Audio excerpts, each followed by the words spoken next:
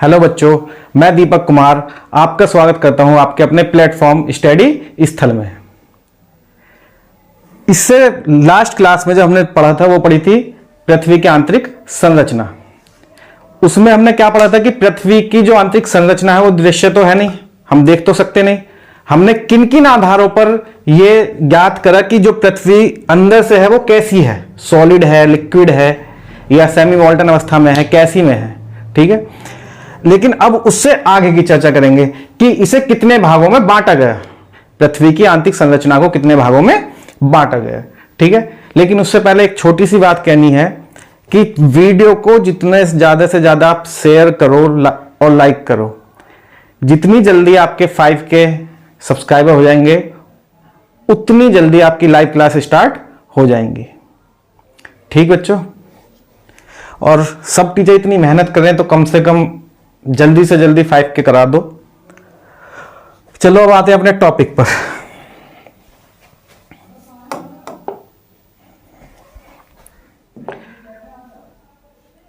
तो इससे हमने पहले क्या पढ़ा था, आंतरिक संरचना के जो पृथ्वी की आंतरिक संरचना है उसको ज्ञात करने के जो स्रोत थे वो देखे थे। ठीक है, लेकिन अब बात करते हैं आगे की। स्रोत में ऐसे क्या क्या थे, अगर एक बार रिवीजन करें तो दो थे स्रोत। एक क्या थे, अप्राकृतिक थे, और एक क्या थे, प्राकृतिक थे। ये दो स्रोत थे। इनकी बात करें तो क्या क्या थे, दबाव था इसमें, घनत्व था, और क्या था बच्चों, ताप था। ये थे इसमें। जबकि हम प्राकृतिक बात करते हैं तो हमने किसके आधार पर देखा था, उल्का पिंडों के आधार पर, या फिर भूकंपों के आधार पर, या आपके ज्वालामुखी के आधार पर। और जब भूकंप के आधार पर देखा तो उसमें जो हमें नई नई तरंगों के बारे में मालूम पड़ा, उसी के आधार पर हमने पृथ्वी को कितने भागों में बांटा था, पृथ्वी की आंतरिक संरचना को अलग अलग भागों में बांटा था। जैसे अगर सबसे पहले हम बात करें तो हमने सबसे पहली लेयर कौन सी रखी थी, उसमें क्रस्ट रखी थी। दूसरी लेयर कौन सी रखी थी, आपकी मेंटल रखी थी।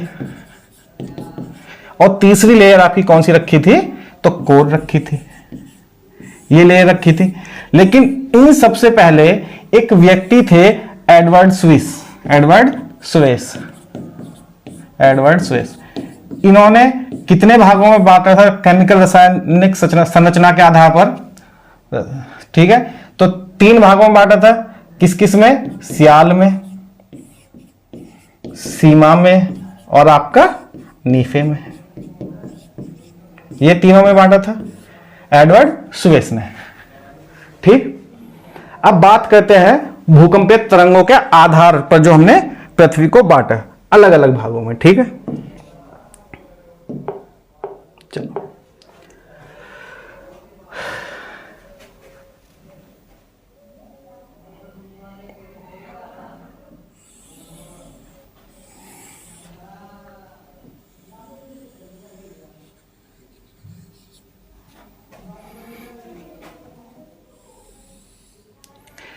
जो हमने पृथ्वी की सबसे ऊपर लेयर देखी थी वो हमने क्या देखी थी, क्रस्ट देखी थी, जिसे हम क्या बोलते हैं, आपका भूपरपटी बोलते हैं। भूपरपटी ये बोलते हैं। अब इस भूपरपट्टी को हम इंग्लिश में क्या बोलते हैं, तो क्रस्ट बोलते हैं भैया, क्रस्ट बोलते हैं। अब ये जो क्रस्ट है कितने से कितने किलोमीटर तक है, अगर हम इसकी गहराई की बात करें, गहराई की, तो वो कितनी है, लगभग 30 से 35 किलोमीटर तक है। एवरेज है भूपरपट्टी की। लेकिन कुछ जो स्रोत है आपके, कुछ जो आपके किताबें हैं उसमें कितनी दे रखी है, तो 100 किलोमीटर तक दे रखी है। कितनी दे रखी है, 100 किलोमीटर तक आपकी भूपरपट्टी या क्रस्ट को बता रखा है। लेकिन अगर आप देखोगे ध्यान से, आपको एक इमेज दिखाता हूं, अगर आप इसमें देखोगे तो ये जो ऊपर वाला हिस्सा है ये क्या है, ओशियन है। और ये जो हिस्सा है ये क्या है, एक तरह से कॉन्टिनेंट है।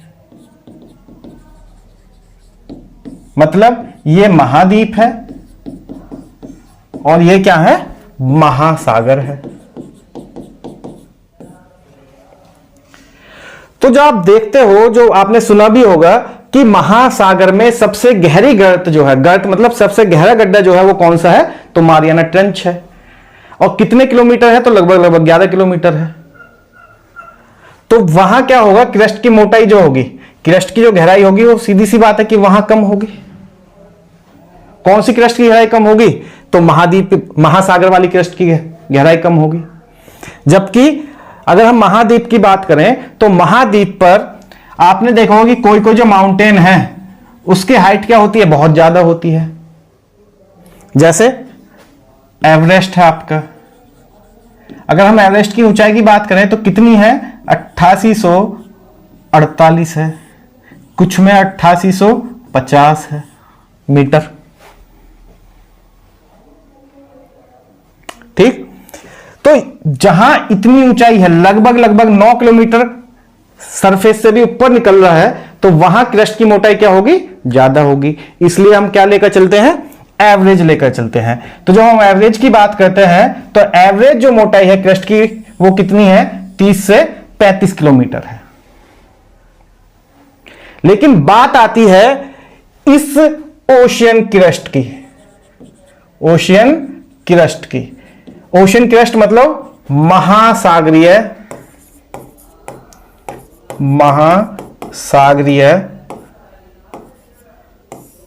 भूपर्पट्टी। जब हम ओशन क्रस्ट की बात करते हैं तो वहां गहराई कितनी होती है, मतलब उसकी मोटाई कितनी होती है, तो वहां जो उसकी मोटाई होती है वो कितनी होती है, तो 6 किलोमीटर होती है एवरेज। लेकिन कितने से कितने तक होती है, तो 5 से लेकर 10 किलोमीटर तक होती है। बताओ इसमें कोई दिक्कत हो। अगर हम इससे आगे की बात करें तो जो आपकी भूपर्पट्टी है इसको हमने कितने भागों में बांटा है भैया, 2 भागों में बांटते हैं। और ये जो 2 भागों में बांटी है इसे हम क्या बोलते हैं, जो ऊपर वाली लेयर है उसे हम क्या बोलते हैं, अपर क्रस्ट बोलते हैं, अपर क्रस्ट। और जो नीचे वाली लेयर है उसे हम क्या बोलते हैं, लोअर क्रस्ट बोलते हैं। मतलब ऊपरी भूपर्पट्टी और निचली भूपर्पट्टी, ऊपरी भूपर्पट्टी और निचली भूपर्पट्टी, तो 2 भागों में बांटते। लेकिन बांटा ही क्यों, जरूरत क्या पड़ी कि 2 भागों में बांटा, कुछ ना कुछ तो जरूरत पड़ी होगी। एक व्यक्ति आए, कॉनराड महोदय, कॉनराड महोदय, इन्होंने क्या, जब आपके ऊपर से वेव्स जो हैं, सीस्मिक वेव जो ऊपर से प्रोपेगेट कराई गई अर्थ में, नॉर्थ पोल से या साउथ पोल से, तो उन्होंने देखा कि कुछ किलोमीटर जाने के बाद इनकी स्पीड में चेंज आ रहा है। जैसे शुरू में अगर हम अपर क्रस्ट की बात करें तो स्पीड कितनी थी, 6.1 किलोमीटर पर सेकंड थी। लेकिन जैसे ही ये लोअर क्रस्ट में गई स्पीड कितनी हो गई, 6.9 किलोमीटर पर सेकंड हो गई। एग्जांपल, ठीक। तो स्पीड में चेंज आया। स्पीड में चेंज कब आया, या तो डेंसिटी बढ़ी है, घनत्व जो चीज जितनी ज्यादा सॉलिड होगी तभी स्पीड इतनी ज्यादा होगी पी वेव्स की। तो स्पीड में बढ़ी मतलब क्या हुआ, डेंसिटी चेंज हुई। डेंसिटी मतलब आपके घनत्व चेंज हुआ,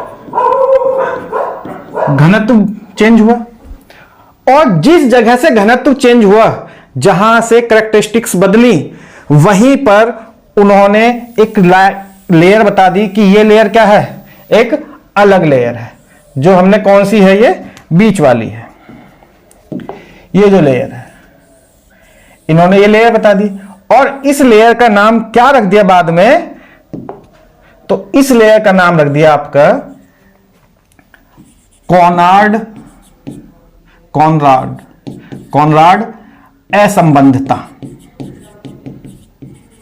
कॉनराड असंबंधता। वैसे कॉनराड डिसकंटिन्यूटी बोलते हैं हम इसे, संक्रमित क्षेत्र होता है, ठीक है ना, जहां से 2 अलग अलग कैरेक्टरिस्टिक्स या 2 अलग अलग कैरेक्टरिस्टिक्स रखने वाले कोई 2 पार्ट हैं और जहां उनका मिलन होता है, जहां उनका मिलन होता है उस चीज को हम क्या बोलते हैं, डिसकंटिन्यूटी बोलते हैं या फिर असंबंधता बोलते हैं। जैसा आप गंगा जी नहाने कभी कभी गए होंगे तो आपने देखा होगा कि किनारे पर यहां तक क्या है, जल है, लेकिन यहां जो होता है यहां मिट्टी और जल घुला हुआ होता है, ऊपर क्या है इसके सॉलिड है और यहां क्या है, लिक्विड है, तरल अवस्था में है जल, लेकिन उसके ऊपर क्या है, सॉलिड स्टेज में मिट्टी है। तो यहां धीरे धीरे चेंज हो रही है, वो जो मिट्टी है उस पानी मिलकर क्या बना लेते हैं, सेमी मोल्टन अवस्था बना लेते हैं, ना तो पूरा सॉलिड है ना ही पूरा लिक्विड है। तो यहां क्या हो रही है, कैरेक्टरिस्टिक चेंज हो रही है इसकी। तो असंबंधता में यही चीजें आपकी होती है। तो जब सबसे पहली बार जो ये चीज बताई, जिस व्यक्ति ने बताई उसका नाम क्या था, कॉनराड था, और उन्हीं के नाम पर इस अलग परत का एक और इस अलग लेयर का नाम रख दिया गया जिसे हम बोलते हैं कॉनराड असंबंधता। अब इस कॉनराड असंबंधता के ऊपर क्या है, अपर क्रस्ट है, और कॉनराड असंबंधता के नीचे क्या है, लोअर क्रस्ट है। ठीक, अब बात करते हैं इससे नेक्स्ट की। अगर हम इसके नेक्स्ट लेके चले तो इसके दूसरी जो परत थी वो कौन सी बताई थी आपको, मेंटल बताई थी।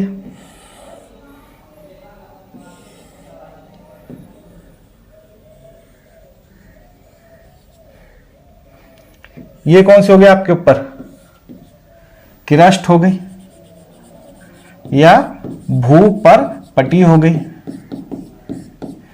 और इसके नीचे क्या हो गई, मेंटल हो गई। इसी को हम क्या बोलते हैं, पिरवार बोलते हैं, पिरवार, मेंटल हो गई।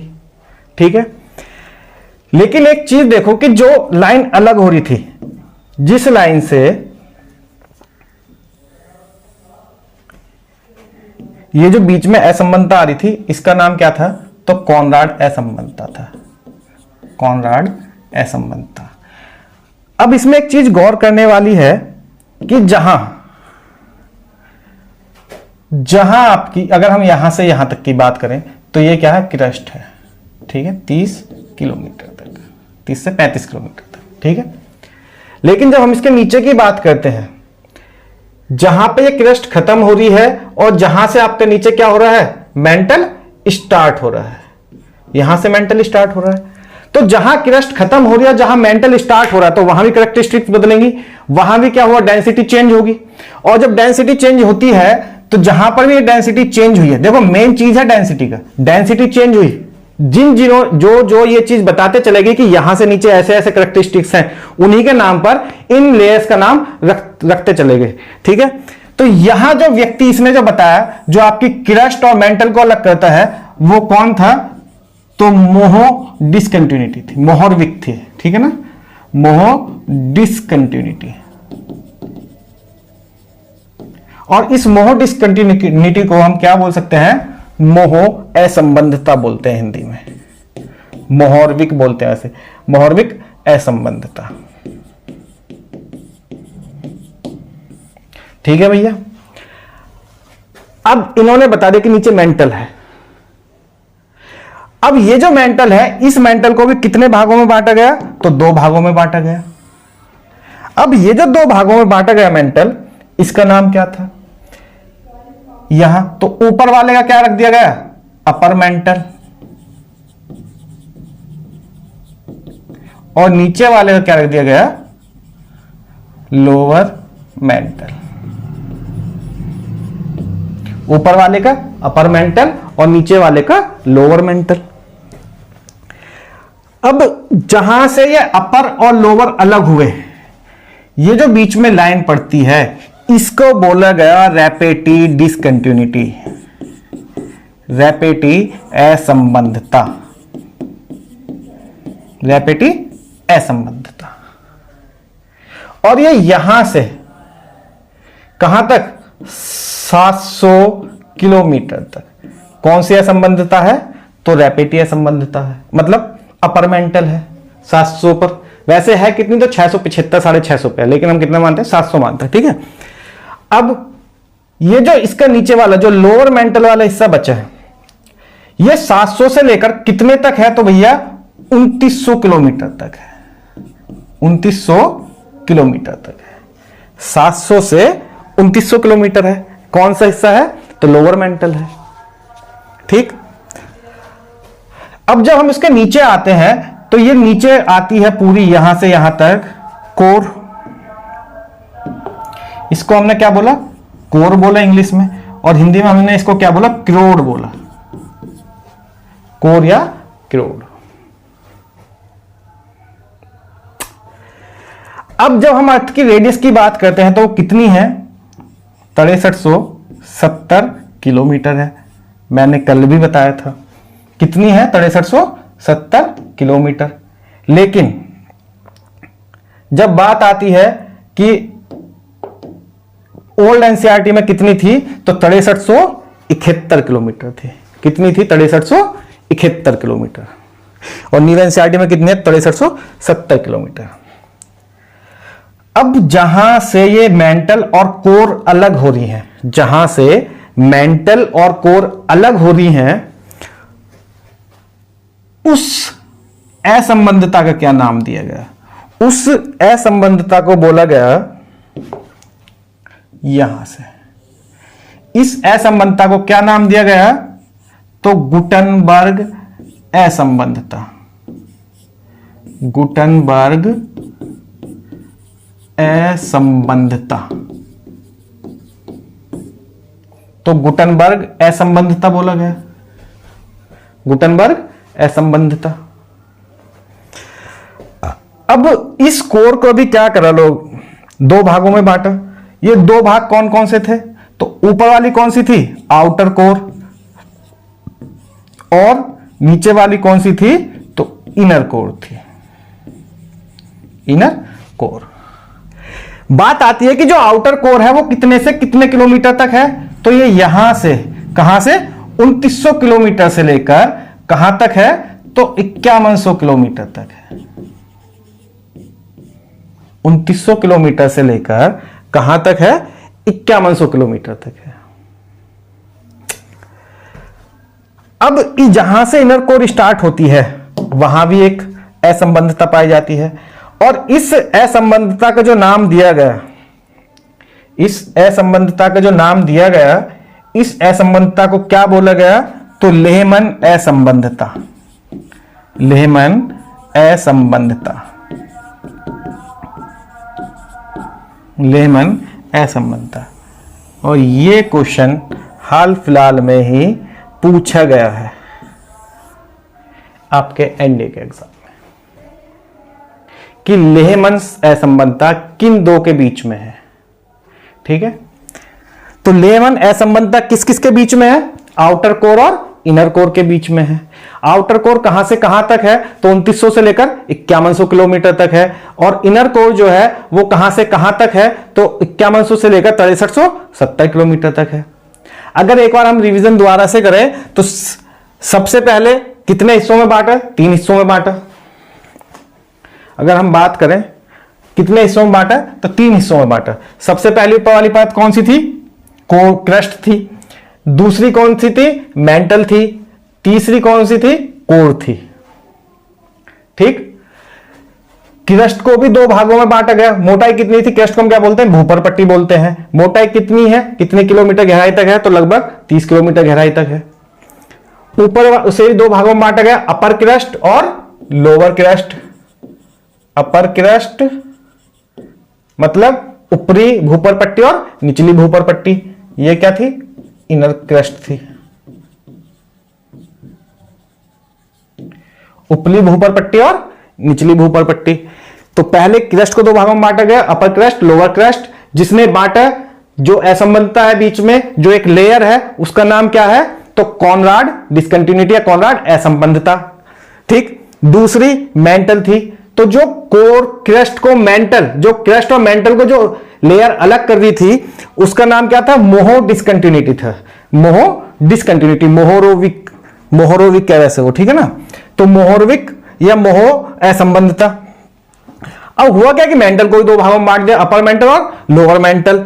जो अपर मेंटल है, जो अपर मेंटल है वो कहां तक है, तो 700 किलोमीटर तक है। ठीक, जो लोअर मेंटल है वो कहां तक है, 700 से लेकर 2900 किलोमीटर तक है। और जब हम बात करते हैं आउट, अच्छा जो अपर और लोअर का अलग करता है वो कौन सी है, तो रैपेटिया संबंधता है। अगर हम बात करें मेंटल और क्रस्ट को, जो मेंटल और कोर को जो अलग करता है वो कौन सी है, गुटनबर्ग संबंधता है। कोर को भी दो भागों में बांट देगा, अपर कोर और इनर कोर, मतलब आउटर कोर और इनर कोर। आउटर कोर कितने से कितने तक है, तो 2900 से लेकर 5100 किलोमीटर तक। ठीक, और इनर कोर कितने से है कितने तक है, तो 5100 से लेकर 6370 किलोमीटर तक। लेकिन बात आती है कि आउटर कोर और इनर कोर को किसने अलग करा, बीच में कौन सी लेयर थी, तो जो बीच में लेयर थी वो कौन सी थी, लेहमन असंबंधता। अगर इसमें कोई दिक्कत हो तो बताओ। ठीक है, अब बात करते हैं थोड़ी सी अलग।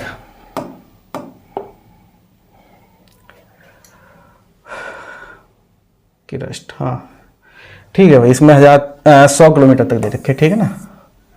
चलो, अगर कोई इसका स्क्रीनशॉट लेने के लिए बोल रहा था एक बच्चा कि स्क्रीनशॉट लेने के लिए जगह छोड़ दिया करो, ठीक है, आप रोक के इतनी देर में आसानी से स्क्रीनशॉट ले सकते हो। अब हम इसका आगे की चर्चा करते हैं केमिकल बेसिस पर। तो हमने एक अर्थ को एक और अलग तरीके से बांटा, ठीक है।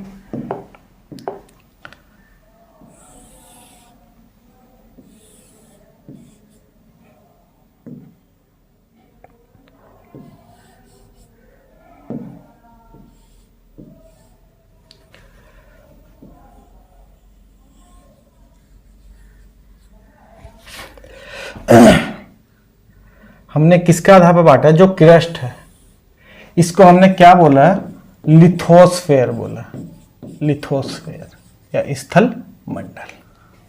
ठीक, इस लिथोस्फेयर के नीचे एक और हमने मंडल बनाया जिसे हमने क्या बोला, एस्थनोस्फेयर बोला, एस्थनोस्फेयर। और इस एस्थनोस्फेयर को हम क्या बोलते हैं, दुर्बल मंडल भी बोलते हैं। क्या बोलते हैं, दुर्बल मंडल। ठीक, और इसके नीचे एक और हमने बनाया मध्य मंडल, मध्य मंडल, जिसे हम इंग्लिश में क्या बोलते हैं, मिसोस्फेयर बोलते हैं। ठीक है, और नीचे वाले को हमने बोला बैरिस्फेयर, बैरिस्फेयर। तो सीधी सी बात है कि ये दोनों से हमें कोई मतलब नहीं, ना तुम्हें, तुम्हारे एग्जाम यहां से बहुत दूर है, ठीक है ना। बात करते हैं लिथोस्फेयर की और एस्थनोस्फेयर की।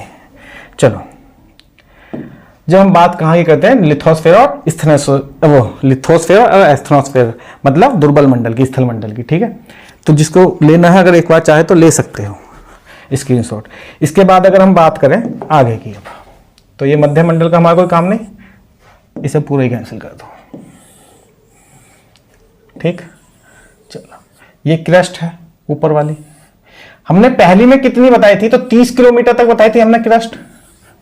लेकिन जैसे ही हम कहां आते हैं, लिथोस्फेयर वाली टर्म पर आते हैं, तो लिथोस्फेयर में ये कितने किलोमीटर की हो जाती है, 200 किलोमीटर की हो जाती है। अगर जब हम बात करते हैं, ये थी हमारी क्रस्ट में, ठीक है, क्रस्ट में थी, ये हमारी कहां थी, क्रस्ट में। लेकिन जब हम इसकी बात करते हैं तो लिथोस्फेयर में इसकी गहराई, इसकी मोटाई कितनी हो जाती है, 200 किलोमीटर हो जाती है। कुछ स्रोतों में 100 किलोमीटर भी है। ठीक है, जब हम बात करते हैं एस्थनोस्फेयर की, किसकी, एस्थनोस्फेयर की, एस्थनोस्फेयर, इसको हम क्या बोलते हैं, दुर्बल मंडल, दुर्बल मंडल। तो जो एस्थनोस्फेयर है, इसकी जो गहराई है, ये कितनी गहराई तक पाया जाता है, तो 350 किलोमीटर तक पाया जाता है, कहीं कहीं 400 किलोमीटर भी है। इसलिए हम दोनों ले लेते हैं, यहां भी दोनों ले लेते हैं, 100 से लेकर 200 किलोमीटर तक, और ये 350 से लेकर 400 किलोमीटर तक एस्थनोस्फेयर आपका पाया जाता है। अब ये जो एस्थनोस्फेयर है, इसका काम क्या है भाई, देखो लिथोस्फेयर की अगर हम बात करते हैं, तो लिथोस्फेयर की सबसे पहले हम बात किसकी करते हैं, लिथोस्फेयर की।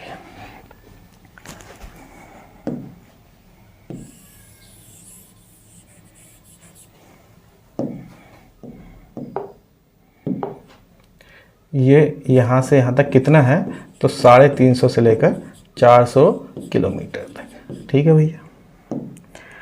अब जब हम बात करते हैं लिथोस्फेयर की या फिर स्थल मंडल की, तो इस लिथोस्फेयर में कुछ एलिमेंट्स पाए जाते हैं। जैसे सबसे ज्यादा अगर हम बात करें तो कौन है, ऑक्सीजन पाया जाता है इसमें,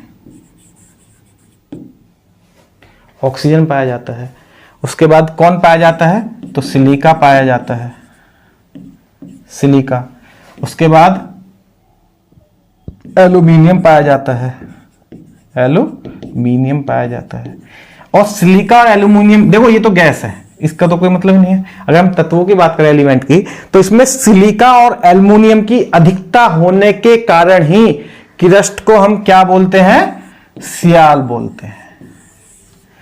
सिलिका और एल्यूमिनियम की अधिकता होने के कारण ही क्रस्ट को क्या बोलते हैं, तो सियाल बोलते हैं। अब इसमें जो सबसे ज्यादा पाया जाता है लिथोस्फेयर में, क्रस्ट में ऑक्सीजन, दूसरे नंबर पर सिलिका, तीसरे पर एल्यूमिनियम। और ये क्वेश्चन बेहिसाब पूछा जाता है कि सबसे ज्यादा क्रस्ट में क्या पाया जाता है, ऑक्सीजन, सिलिका, एल्यूमिनियम या क्या कुछ और। ठीक है, आयरन भी आएगा इसी में। ठीक है। अब इसके बाद जब हम बात करते हैं कि लिथोस्फेयर जो है वो है क्या, तो हल्की है।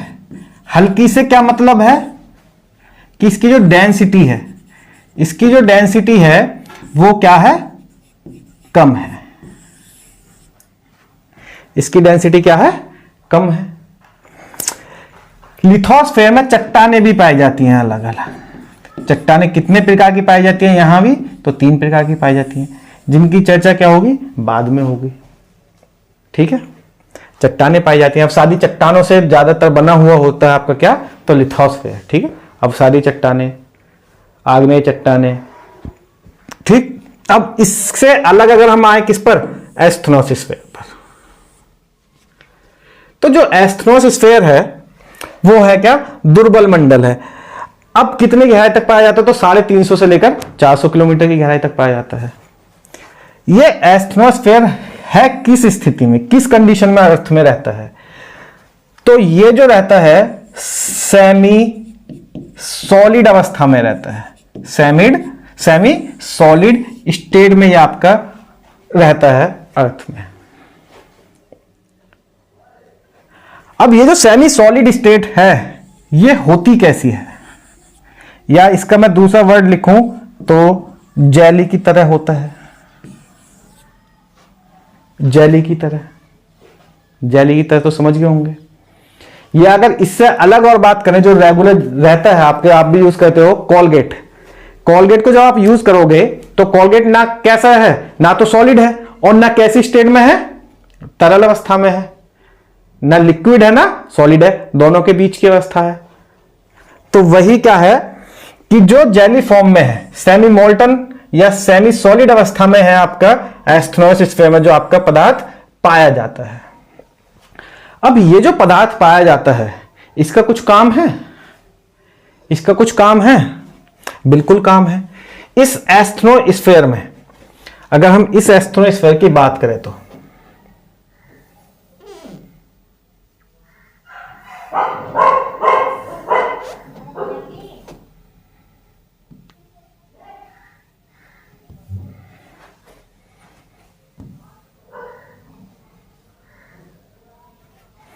ठीक है, अगर हम इस एस्थनोस्फेयर की बात करें तो एस्थनोस्फेयर जो है वो उसमें पाया क्या जाता है, सॉरी ये तो बता दिया मैंने, क्या होता है इसमें, सेमी सॉलिड अवस्था में रहता है जेली की तरह एस्थनोस्फेयर। अब एक बात बताओ, जब सेमी सॉलिड अवस्था में यह है, ठीक, मान के चलो ये कोर है, कोर कह लो या फिर इसे, इसमें कोर और मेंटल दोनों है। ठीक है, मेंटल का कुछ पार्ट अपर मेंटल का, और यहां पर कुछ सेमी मोल्टन अवस्था में है ऐसे। ठीक है, और उसके ऊपर एक 100 से 200 किलोमीटर मोटी क्या है, सॉलिड स्टेट में एक अलग से परत है, ये वाली 100 से 200 किलोमीटर मोटी। अब ये जो परत है ये, तो ये घूमेगी इसके ऊपर, नहीं घूमेगी, घूम जाएगी। अब जब घूमेगी तो दोनों के बीच में क्या होगा? फ्रिक्शन होगा। फ्रिक्शन किस कंडीशन में होगा? एक की स्पीड ज्यादा है और एक की स्पीड कम है तो फ्रिक्शन होगा। अब ऐसा तो है नहीं कि दोनों का फ्रिक्शन, दोनों की स्पीड सेम हो जाए, वो तो इम्पॉसिबल है। तो फ्रिक्शन जब होता है, फ्रिक्शन जब होता है, अब फ्रिक्शन कैसे होता है एक तरह से अगर आपको समझाऊं तो आपने बैरिंग देखा होगा। बैरिंग देखो, बैरिंग की जो आउटर मोस्ट लेयर होती है तो वो जुड़ी हुई रहती है पूरी एक जगह। अगर आप उसमें ग्रीस लगाओगे तो बिल्कुल आराम से घूमता रहेगा, कोई फ्रिक्शन है नहीं है। लेकिन जब बैरिंग में ग्रीस नहीं होगी तो वो गर्म होगा और गर्म होने के बाद में क्या होगा? उसमें जो गोलियां हैं वो क्या होंगी? टूट जाएंगी। मतलब गोलियां जिसमें फंसी रहती हैं वो टूट जाएगा। तो बैरिंग क्या है? बेकार है। अब वो टूटा किस वजह से? फ्रिक्शन ज्यादा होने की वजह से। फ्रिक्शन से क्या हुआ? हीट जनरेट हुई और हीट से क्या हुई? एनर्जी बनी। तो फ्रिक्शन की वजह से क्या होता है? इसमें हीट जनरेट होती है और हीट जो जनरेट होती है उसका बहुत सारी चीजों में हम यूज करते हैं। भाई जो हीट है, हीट जो यहां पर जनरेट होगी, हीट जनरेट होगी और जब हीट जनरेट होगी तो क्या बढ़ेगा? टेम्परेचर बढ़ेगा। और ये टेम्परेचर जब अर्थ क्रस्ट से बाहर निकलेगा तो इससे दो चीज होंगी मेन इंपॉर्टेंट। क्या होगा? पहले हीट होगी फिर टेम्परेचर बढ़ेगा। टेम्परेचर बढ़ने से क्या होगा कि जो अंदर पदार्थ है, जो एलिमेंट है वो पिघलेंगे। किस स्टेज में आएंगे? वो सेमी मोल्टन स्टेज में या फिर सेमी सॉलिड स्टेज में या अर्धगलित अवस्था में आएंगे। अर्धगलित अवस्था में, अर्धगलित अवस्था में, अर्धगलित अवस्था में आएंगे। और जब अर्धगलित अवस्था में आएंगे टेम्परेचर फिर बढ़ेगा तो वो ही उससे क्या होगा? एनर्जी उत्पन्न होगी और एनर्जी उत्पन्न होने के बाद में ये जो अर्धगलित पदार्थ है क्या कोशिश करेगा? बाहर की तरफ निकलने की कोशिश करेगा। और जब बाहर की तरफ निकलेगा तो सीधी सी बात है किसको तोड़कर निकलेगा? अर्थ क्रस्ट को तोड़कर निकलेगा। तो उससे दो चीज होंगी। वो जो अर्धगलित है पदार्थ है अंदर, वो जो पृथ्वी बाहर निकलेगा तो बाहर निकलने पर क्या कहलाएगा? एक तो लावा कहलाएगा, पहली कंडीशन। और लावा जब पृथ्वी के अंदर होता है तो किस नाम से जाना जाता है? मैग्मा के नाम से। मेन पॉइंट क्या है कि जो अर्धगलित अवस्था में रहता है अंदर वो क्या रहता है भैया? आपका मैग्मा रहता है, मैग्मा रहता है। या हम बोले तो रेडियो एक्टिव एलिमेंट्स भी पाए जाते हैं यहां पर, रेडियो एक्टिव एलिमेंट्स। और ये जो रेडियो एक्टिव एलिमेंट्स हैं इनका जब क्षय होता है, जब ये डिके होते हैं तो उससे भी क्या होती है? एनर्जी उत्पन्न होती है। अब इनके दो काम है, या तो मैग्मा बनेगा, लावा, मैग्मा के बाद ये जब एनर्जी ज्यादा हो जाएगी तो बाहर निकलेगा क्रस्ट को तोड़कर, या इस अपर क्रस्ट में लगभग 1.5 से 3 किलोमीटर नीचे क्या होता है? ग्राउंड वाटर होता है। ग्राउंड वाटर, ग्राउंड वाटर जो मिलेगा वो क्या होगा? हीट होगा, गर्म होगा। गर्म होने के बाद कितने डिग्री सेल्सियस पर मान के चलो 100 से 200 डिग्री सेल्सियस पर भी यदि होता है तो क्या बनेगी? भाप बनेगी। वो भाप जब बनेगी तो बाहर निकलेगी और जो बाहर निकलेगी तो जो भाप बाहर निकलती दिखाई देती है उसे हम क्या बोलते हैं? भूतापीय ऊर्जा, भूतापीय ऊर्जा बोलते हैं। ठीक। तो जो अंदर एटमॉस्फेयर में जो इस एनर्जी है वो इन दो तरीके से बाहर निकल सकती है। ठीक। अब बात आती है कि ये जो एटमॉस्फेयर है, ये जो एटमॉस्फेयर है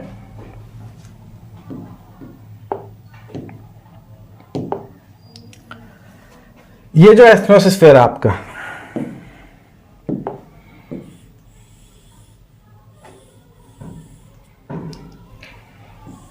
ये किसको मूवमेंट करने में सहायक होता है? तो जो हमारी प्लेट होती हैं, जो प्लेट होती हैं अर्थ में, उनको मूवमेंट में सहायक है एटमॉस्फेयर। तो ये हम वैसे जो सही से पढ़ना था, इसे कहां पढ़ना है? प्लेट टेक्टोनिक थ्योरी में पढ़ना है। ठीक है। अब ये जो एटमॉस्फेयर आता है ये हमारी दो लेयरों को मिलकर, ये स्पेशली कहां आता है? तो अपर मेंटल में आता है। कहां आता है? अपर मेंटल में आता है। ये बात ध्यान रखनी है आपको। जो आपका एटमॉस्फेयर है या दुर्बल मंडल है वो आपका कौन सी परत में आएगा? तो अपर मेंटल में आता है। ये बात आपकी इंपॉर्टेंट है, ठीक है।